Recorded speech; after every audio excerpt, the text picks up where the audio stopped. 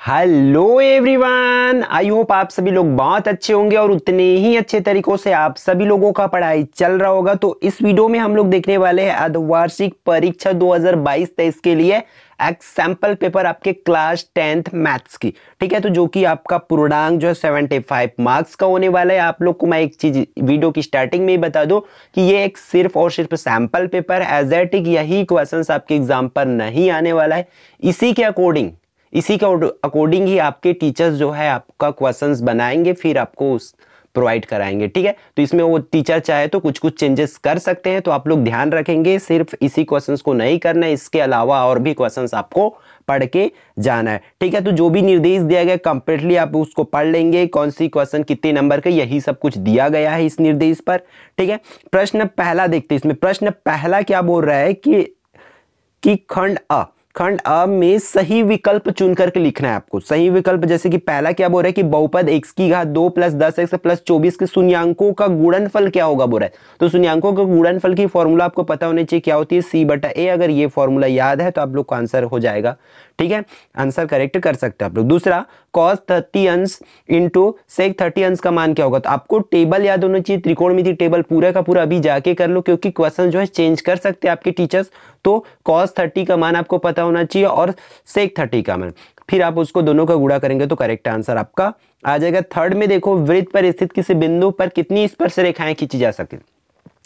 तो कोई वृत्त है तो उसके किसी बिंदु पर कितनी हम लोग स्पर्श रेखा खींच सकते हैं, उस चीज को बताना है। फिर श्रेणी 3, 5, 7, 9, 11 का सर्वांतर होगा। इसमें सर्वांतर निकालना है तो आपको द्वितीय पद माइनस प्रथम पद करोगे तो आंसर आ जाएगा। फिर पांचवा क्या बोल रहा है कि 18 माह में कितनी अर्धवार्षिक होगी बोल रहे हैं। 18 माह में अर्धवार्षिक की संख्या कितनी होगी, उस चीज को आपको बताना है। तो अर्धवार्षिक मतलब 18 को आपको किससे भाग करना पड़ेगा, 6 से भाग करोगे तो आ जाएगा 6 एकम 6, 6 दूनी 12, 6 तिया 18, तो 3 अर्धवार्षिक होगा।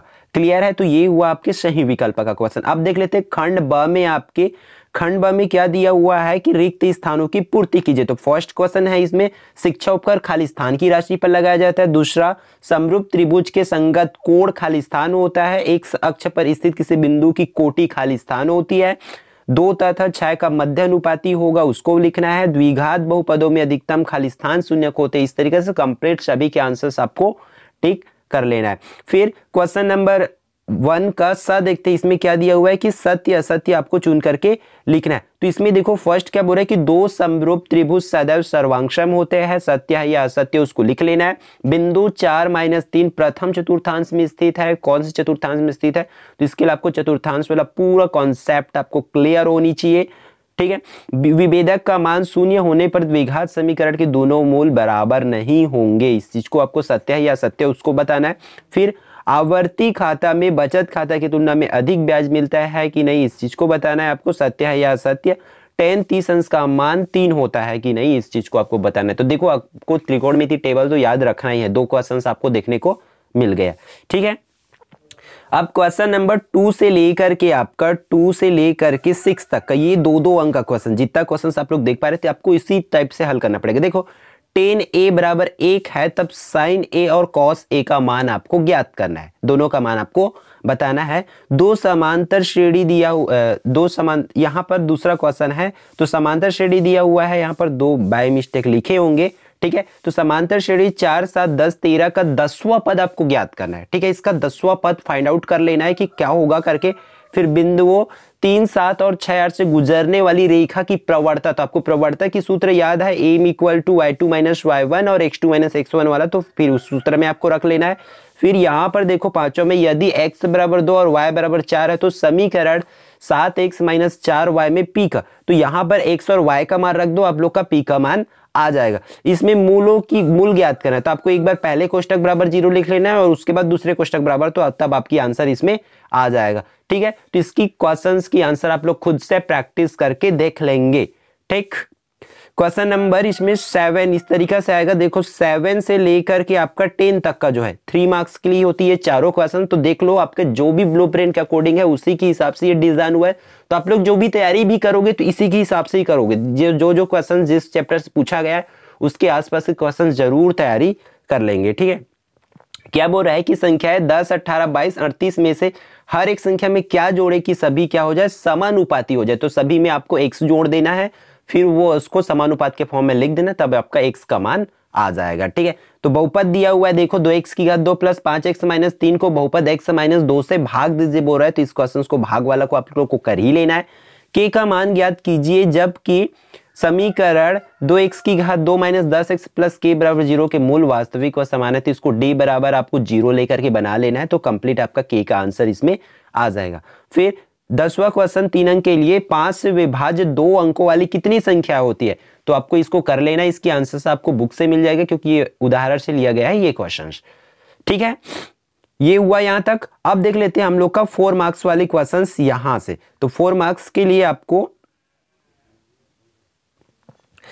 11वां क्वेश्चन, इसमें क्या बोल रहे हैं, y अक्ष पर स्थित बिंदु के निर्देशांक ज्ञात कीजिए। देखो तो आपको चैप्टर नंबर 6 पर जंप करना पड़ेगा। इसके लिए आपको PA बराबर PB जो समदूरस्थ वाला क्वेश्चन है, जितने भी 3 से 4 क्वेश्चन है, चारों क्वेश्चन को कर लो। उसी में से ही कोई ना कोई आपके अर्धवार्षिक पेपर में भी आने वाला है और बोर्ड पेपर में भी आने वाला है। तो उन क्वेश्चंस को ध्यान में रखेंगे। फिर इसके अथवा में आपको पता है कि इसके अथवा में हमेशा चैप्टर नंबर 7 का कोई ना कोई क्वेश्चन आएगा।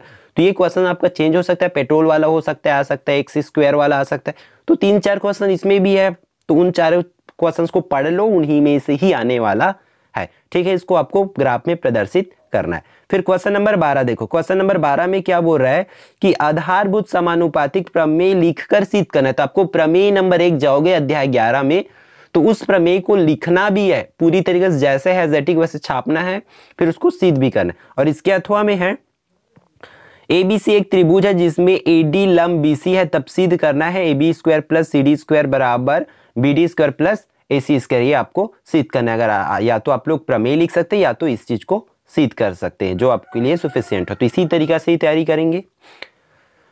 फिर क्वेश्चन नंबर 13 पे देखो, इसमें क्या बोल रहा है कि 10 सेंटीमीटर और 24 सेंटीमीटर की 2 समांतर जीवाएं वृत्त के केंद्र के विपरीत ओर है। तो जीवाओं के बीच की आपको दूरी ज्ञात कर लेना है। ठीक, तो ये क्वेश्चंस है, इसको करके देख लेंगे। ये आपके अध्याय 12 से है। ठीक है, वृत्त वाले से है, तो इन क्वेश्चंस को देख लेंगे, इसकी आंसर्स अथवा में इसके। फिर यदि PAB वृत्त की छेदक रेखा हो जो वृत्त को A और B पर प्रतिच्छेद करती है और PT एक स्पर्श रेखा खंड है, तब आपको सिद्ध करना है PA इंटू PB बराबर PT। तो इसको आप लोग देख लेना है। आई थिंक ये प्रमेय नंबर 13 है, तो वहां से इसकी आंसर आपको मिल जाएगा। ठीक है, क्वेश्चन नंबर 14, इसमें देखो क्या बोल रहा है कि मूलधन 300 रुपए पर 5% वार्षिक ब्याज की दर से 1, 2, 3, 4, 5 वर्ष के लिए साधारण ब्याज। देखो ये क्वेश्चन नंबर अध्याय 7 से है। इस क्वेश्चन को दोबारा रिपीट किया गया है क्योंकि आगे आने वाले पार्ट का क्वेश्चन इसमें इस बार इंक्लूड नहीं होगा वार्षिक पेपर में, बट ये क्वेश्चन आपको 2 बार नहीं मिलेगा। ठीक है, तो ये प्रवणता वाली देखो फिर से आ गई ये क्वेश्चन, तो आप लोग ध्यान रखेंगे। इसी टाइप के अभी ब्लूप्रिंट के अकॉर्डिंग इसको बनाया गया है मेरे हिसाब से। तो इसमें ये क्वेश्चंस को इंक्लूड किया गया क्योंकि आपका चैप्टर नंबर 1 से लेकर के 13 तक का आने वाला है ना। तो उसके हिसाब से आप लोग को करना होगा तैयारी, वहां तक का अच्छे से पढ़ लो और क्वेश्चन इसी तरीका का ही आपका बनने वाला है। ठीक, फिर 15वां आपका बैंकिंग से आ गया। ठीक है, ये कि 5 नंबर के लिए क्वेश्चन है। तो देखो इसमें सावधि जमा खाते के लिए दिया, तो आप लोग सावधि का भी पढ़ेंगे, आवर्ती का भी पढ़ेंगे और इसमें आयकर से टैक्स से भी आप लोग उसको कर लेंगे। ठीक है, फिर क्वेश्चन नंबर 16, ये भी 5 नंबर वाली क्वेश्चन है। इसमें देखो परिगत वृत्त की रचना करना है और इसमें एक में अंतःवृत्त की रचना करना है आपको। तो देख लेंगे इन क्वेश्चंस को। अंतःवृत्त और परिवृत्त तो आएगा ही आएगा, वार्षिक में भी आएगा और वार्षिक में भी आएगा, तो इसलिए बहुत अच्छे से कर लो। अगर इसकी बनाने नहीं आता है तो वीडियो ऑलरेडी चैनल पर अपलोडेड है।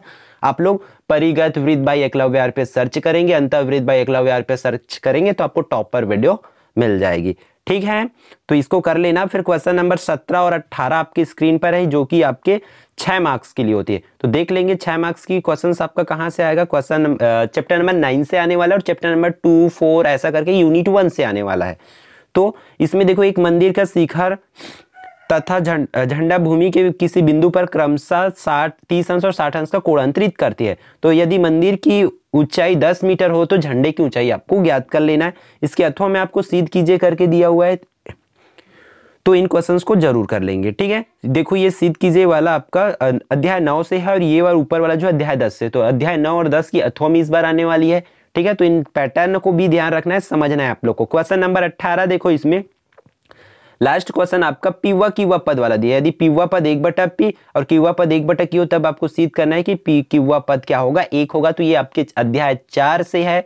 तो अध्याय 4 की अथवा में अध्याय 4 का ही क्वेश्चन है। देखो ABC किसी समांतर श्रेणी के क्रमशः पीवे क्यूवे और आरवे पद है, तब आपको सिद्ध करना है कि A Q minus R plus B R minus P plus C P minus Q बराबर 0 होगा करके आपको सिद्ध करना है। तो ये दोनों इस तरीके से क्वेश्चंस आएंगे। तो इससे रिलेटेड जितने भी आप लोग को इंपॉर्टेंट क्वेश्चंस बताया जा रहा है, इंपॉर्टेंट क्वेश्चंस की वीडियो और भी आएगी जिसमें से ही आपका क्वेश्चन जो है आ सकता है।